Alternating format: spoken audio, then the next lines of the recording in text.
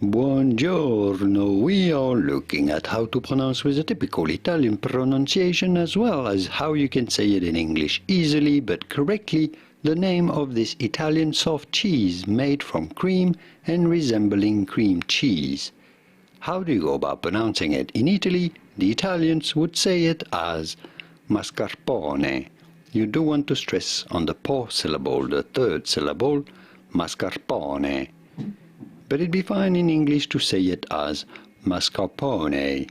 Mascarpone, do not say mascarpone, but rather mascarpone.